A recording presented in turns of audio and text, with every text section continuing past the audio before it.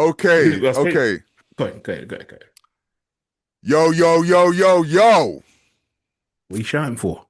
yo. Definitely the people, them. Yo, this is Big Bam. And this is the Colonel, Stephen Austin. So, today's subject, man. Mm. Um, you know what? I'm gonna start it somewhat different. Okay? Oh my God. Yeah. Um, if I was starting out today in hip hop, making music or just being a creative in that zone, right? Um, I wouldn't be hungrier,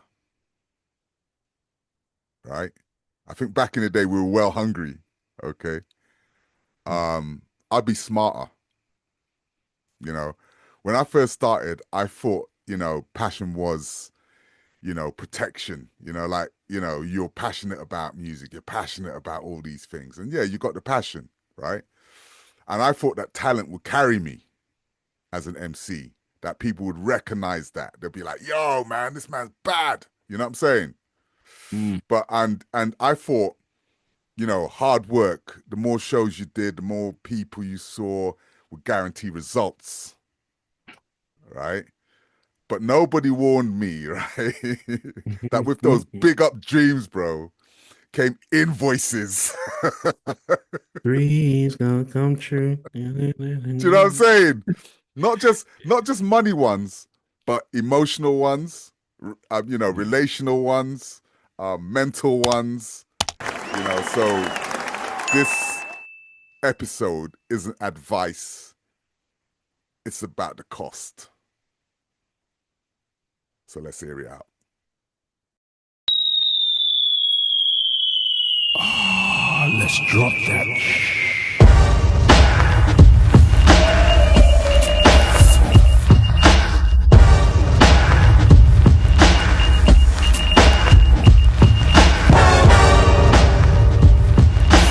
Yo! And let all the fly skimmers feel the beat.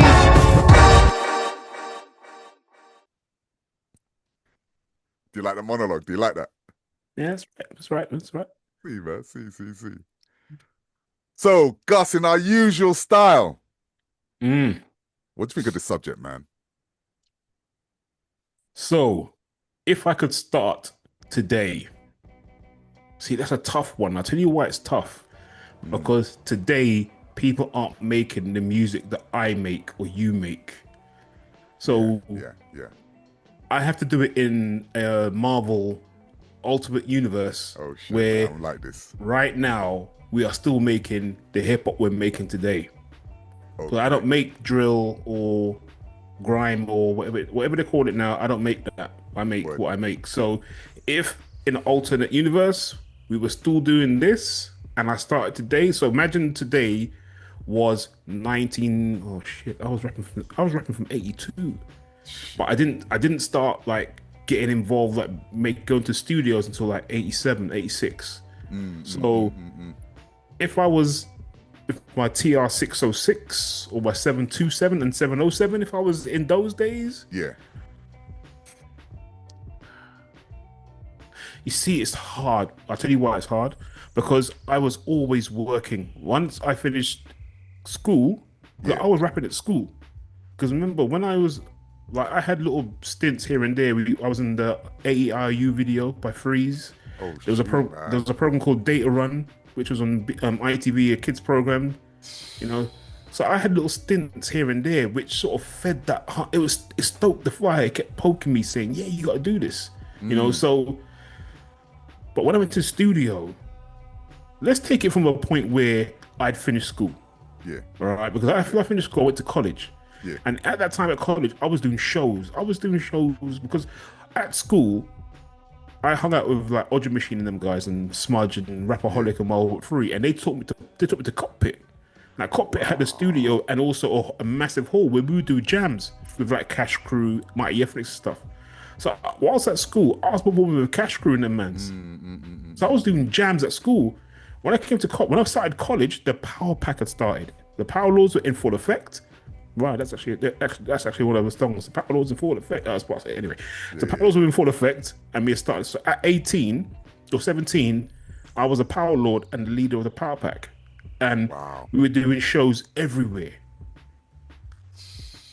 So, like I said in one of the songs, in '89, I did 74 shows in 1 year. That's crazy. There's 52 weeks of the year, so sometimes I was doing 2 shows a week or 2 shows in one night. Finish the show. Finish the show in like Chigwell. Yeah. Get on a night bus to Brixton Academy or Brixton Fridge, and then do a show. And after doing the show in Brixton Fridge, we'd walk home. You know what I mean? To Kilburn. Big posse of us. Yeah. So, but then after that, after college, I started working, and there was a fire that kept poking me, saying, you know, once, because in '89 was my peak. Like I said, 74 shows. Everywhere I went, people knew who I was. Always doing shows. Yeah. And then once you have that, you never lose that taste. It's like with that crackhead when you can't let it go. That pipe. So that kept poking me, and I was like, but I was working. So whilst I was working, like you said, financially, I was buying MPCs, I was buying Boss BR8 4-track recorders, I was buying Yamaha 4-track recorders, buying mics, bought my decks, and on top of that had the emotional cost of like girlfriend saying, all right, you ain't there, I'm gone. Or what's this tune you're playing over and over and over and over? I thought you was finishing that snare. Why are you mixing it down for 5 hours? So I was never there, so that was the emotional tug as well. So thinking about what I went through financially, emotionally, even work. Like, I think it was not this job. So I've been in this job here for around a year. Yeah. Before that, I was in my job for 10 years. All right. Yeah. Before that, everyone knew I made music, and if I was off sick or work late hours because you were in the club DJing or you was doing a show, they knew what I was doing. So they thought, the reason why you're off sick because you're doing a show and you can't get out of bed. So I made it a conscious decision not to say something. So when I think about it now, the first thing is, would I still do it? If I had started again, would I really do it? Knowing what I went through in the past, I don't know, because it was 100% struggle. Me and Bunny would always talk about, there was a time when everyone was in that Kane Flex, Ultra Flex, Rakim Flex, and I was still Just Ice. I was still hardcore, like slow raps. And mans was doing pattern, satin, cat, rapping, boy, this. They were doing all that rapping, lyrical, miracle, lyrical. They were doing all that, and I wasn't doing that. I was like, you know, and I was dated. So I remember in the Power Pack, we had this meeting one day in a place called Four Feathers, and it was like, who's the weakest member of the crew? And I got pointed out as the weakest member because I wasn't on their lyrical, miracle. Wow. But when I look at all of them now, none of them are consistent. None of them, half of them stopped, or they come and go. So even when that was going around, they had that kind of vibe. So that's crazy, man. How did you deal with that? You know, that level of kind of like rejection from the people around you at that time. Shaolin. So my family are military people in the Caribbean, military and police. All right. And as military and police people, all my family, like military, police, whatever. We fight. We're fighters. We fight. You know what I mean? You hit us in the jaw, you get knocked out. You know what I mean? And there's enough in my family as well. So there's enough people. So I was always taught. You know how I was? When Rocky did them press ups in Rocky 1. Yeah. And the guy was slapping his stomach. I was getting those. Come on. But remember, my mum was one of 13 kids. And all those 13 kids played instruments. My dad was a DJ, so music was my life regardless. Yeah. You know what I mean? It didn't matter about that kind of level of, you know, someone telling you something that you don't want to hear, whatever. Because they had it. They went through it. And as elders, as the griots in our community, keep going. You know, it's a thing for me. I was enabled. Like Bunny always said to me, the one thing about you guys, you always worked. No matter what I was doing, I was going to Germany doing tours. I'll take a week off work, annual leave, go Germany, come back. You know what I mean? Didn't know what I was doing, but I was doing things. I always did music, you know. So Yeah, but what I do differently? See, today now, right now, there's no white man in a van taking your records to shops to sell and return. Here's 10. I've sold 5. No, I want 10 more. No. Now it's like Streams. MP3, streams, YouTube, Yeah. Instagram, da, da, da. You know, It's hard, man. it's the $1 million question. It is hard, bro. It's hard. You know what? I'm just thinking about this, and I was thinking about if this was my life, do you know what I'm saying? Like, if music was my life, and if everything, I wasn't doing other things outside of music, right? I think I'll learn a heck lot more about money, right? Before I learned about how to market my skills. Do you know what I mean? I know how to get my money up. I think I'll treat it less as a hobby, and more a profession. Because there's times, man, when we were doing shows and things with Scientists of Sound, right? We didn't track income or what we were getting. Certain months we weren't getting nothing. We're doing shows for free. Yeah, For free, bro. right? Yeah. For free, right? And there was no, and no one's giving us no golden ticket saying you're doing all these shows. It's guaranteed someone's gonna see you and you're gonna get something, right? But the visibility of that made me feel rich, if that makes sense, right? And I just, but then my bank account was saying the opposite. You know what I'm saying? And nobody tells you this. Nobody tells you as an artist, right, that you're gonna be proper broke pocket. Like you're living at a deficit and you're not Bro, making a credit of what you're doing. There's MCs who are out there now, still prolific in the scene, all right? Who live in council flats. I'm not saying, don't get me wrong, this is not a bad thing, but they're not firing on all cylinders. They're struggling in a way. You get that one where you see that gal, I'm not going, you're a musician because you're broke and I've got to take care of you. Nah, I work. So the thing is, I was an MC who worked, so I had a decent car, a house, da da da da. So to the naked eye who sees me as a DJ, they feel, oh, he's doing all right. He must Making have money out DJing. I'm making not the money truth. out of my 9-to-5 This job. is it. this is it, right? And the thing is, right, it's a fantasy thing that I see, man. Like, financial stress doesn't just affect, your wallet. It affects things like your sleep, how you look at yourself, how you feel, your relationships, all that stuff, man. It's just real. And me and you aren't the only ones. Like, I'll tell you now, like, I got into management in my workplace very early. And I realized with money comes responsibilities. You want more money, you need more responsibilities. So I climbed, all right? And now I'm head of governance and compliance. I know, I won't say who the man is, but I'll tell you what his job is. There's one guy I know who's a prolific MC who's a pharmacist. He works as a pharmacist. You know what I mean? So, bro, you know what? It's all good flossing and stuff, but you know what? Sometimes I wonder to myself sometimes, like when I see all these MCs and stuff who are still out there, you can't be doing this full time.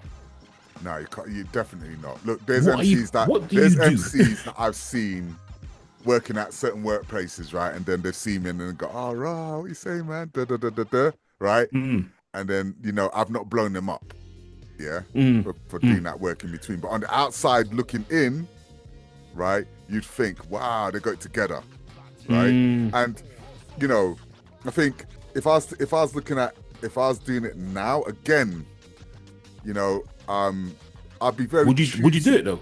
Would you do it? What Think music? about it. Music Yeah, now in the think context about of what it is now?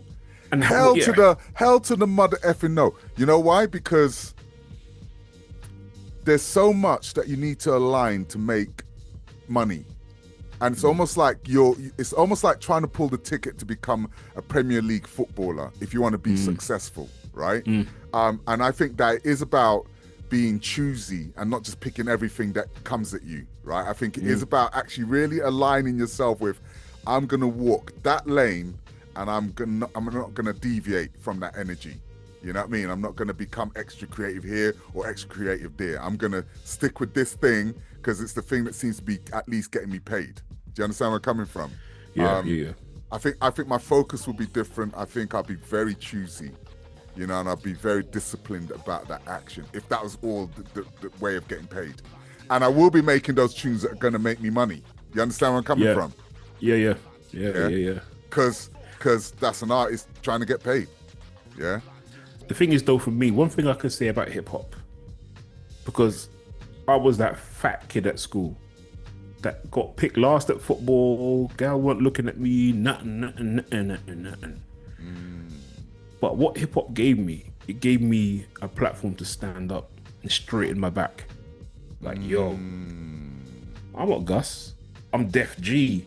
I'm Lord Omega. I'm Steve Austin. And it made me when I entered the room, I entered the room. You know what I mean? I didn't just walk in the room, like I entered the room. And it's funny because Nicole's mum, my wife's mum's a singer, and she goes, when you enter the room, you need to enter the room. No matter if the room's a crowd, a bunch of people, or actual physical room, you need to enter the room. I don't know enough people come in. I'm like, come on, bro. You gotta have presence. Enter the room. Yeah. Come on, straighten your back. Be powerful. Yeah. And I look at them thinking to myself, go do a normal job, man, or something, you know, because or go on a training course how to enter the room. Or something. I just don't know. It's like, man. Because if I had to go again, I don't know if I'd go again, but I know that if I was not to go again, would I be the same way I am now? I don't know. True. I might be, True. but so I had this conversation again with Bunny. I said, you know what? Imagine if I hadn't done this. Because I've always been academic, right? So 5 O levels, 3 CSEs, 2 A levels, BTEC first diploma, BTEC national diploma, degree in psychology. You know what I mean? I was always like that book man. So if I hadn't done the music, and the thing is, music has helped me back for a long time. I remember once a boss of mine said to me, I know what you're doing. And this is when Facebook was around, still around, but when it first started, I go, I know what you're doing, I know who you are. Who am I? He goes, you're Steve Austin. I went, oh shit. And we had a meeting, it was called Warts and All. And he goes, Gus, do me a favor. For 6 months, leave the music alone and focus on your work. Because what I was doing, I was training man up so they could do my job for me. Yeah, I go, all right, go on, Steph, and do that. And I'll chill down, write rhymes. Yeah, you're good. And he knew I was doing that because people I was training up were going up and passing me by. They kept on passing me by. But I was happy because I had my music as my back, as my, I'm gonna blow up. I ain't blowing yet. What's going on? So I put the pen down. I put the MPC to one side, and I focused on music. And I went. Word. And I thought, right, F music. Not here. to the degree, and from that moment, I've never treated music the way I did before. Yeah. Music now respects me. Yeah. I don't respect it. It respects me because it's about me. Because now I've got a wife, I've got 2 girls, got mortgage, got families and all got of that, 2 cars, man. And I've got to maintain that. True. You know what I mean? And you know, it for me, it's like, you know, I think that if you're doing music now, you really do need to understand things like contracts. You really do need to understand branding. You really do need to understand how the industry works, how, you know, and it's more than the music now. And it's more than music now. Because everyone I know who's wicked as an artist is crap at business. Because you're an artist, right? Yeah. Your creativity, your source is creativity. And it's a scary thing because when you're a wicked artist, some of the people who to manage you want to corrupt you. They want to take you. You can make them corn, so they'll steal your corn or swindle you. You know what I mean? And that's the reason why I kept academically. So when certain men tried to manage me, and they were like, "Oh no," I'm like, "So what's the deficit?" No. What are you talking about? I was throwing bits at them. They're like, "How do you know that?" Just make sure you don't mess with me. Because if you mess with me, these knuckles. Okay, here's a question. Here's a question I got for you then, man. Go. If you were talking to your younger self as an MC, right? Yeah. What would you say? Don't do it. Oh man, seriously, you'd say don't do it. You'd say don't do it. Love the with music. all the music and stuff that you did, Love, all the shows, love the music. all the rest of it, you just wouldn't say. You'd say, hold don't on do a second. What has all these shows given me? Like we said before, I wasn't always paid for all my shows because a lot of people saw it. I'm giving you a blind, giving you a brigging. I'm trying to get you to like promote yourself. So I got paid for a lot of shows, but a lot of shows I didn't get paid for. So, and after that show, who actually remembers you? Yeah, this is real. This is real, man. And the ones who were in this is how I see it. And anyone can tell me I'm wrong. If I'm wrong, hit the comments. But make sure you like and subscribe. But hit the comments to tell me I'm wrong, and I'll take that.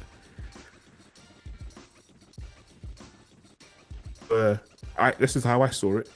Who were prolific, always out there. They were always in the scene. They were working a full-time job. Because they were always out there every week, every day. They were out there doing shows. How can you do all them shows and wake up and want to go to do a 7 to 3, a 8 to 4, 9 to 5, a 6, whatever? You know what I mean? Enough of these guys. Yeah. I was working a full-time job, so I couldn't do shows all the time. I need to do a show. I can't. I'm working. I'm working because I'm gonna get paid X amount per hour, and you don't pay me for that show. And that's why when it comes to DJ is different now. See, I'm lucky. I touch many worlds. DJ world, you're paying me, or your dance is over. You know, he's like, you know what I mean? And that's real, man. That's real. That's real. I tell you, I knew my worth as a DJ in 1990. Luckily, and it was early. I did this rave for this none of Indian raves, the school raves, and the girls come to in their school clothes, and they go in the toilet and change, come out again. One guy at my college did one of them raves in a place called Maximus, Leicester Square. Yeah, and it was like between 12 and 5. All right, so I get them my records and stuff, and I come on, I'm all cutting and scratching. You know what I mean? I was the first one because all the other Indian DJs were on after me. Yeah, I was the black guy, warm up, then the hour set. All the Indian DJs were like looking over the booth. Right, what's he doing? When they came on, tell them to do that track. It didn't work. Needles started jumping. People started going, boo. And all I hear was, yo, DJ Gus. My man knows I'm Def G. I'm DJ Gus. Come to the booth, please. Yeah, Gus, can you go back on again? No. I've done my spot, man. And this is 1990. I got paid £200 for a 1 hour set. That was a lot of money then. Back then, man, that's a lot of cash, bro. I goes, what do you want me to do? I need you to go back on again. These guys will mic for you, but I need you to play tunes. You could go in their boxes and everything. They said, look, they want you to play. So I had to play for the whole 5 hours. When it was done, the guy gave me £1,500. Jeez, in back 1990. Back then, yeah. What did Gus do? What a whip!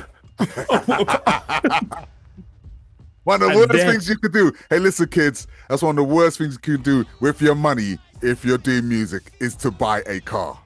Bro, I was at college. I was at college, right, in 1990 studying my A-level psychology.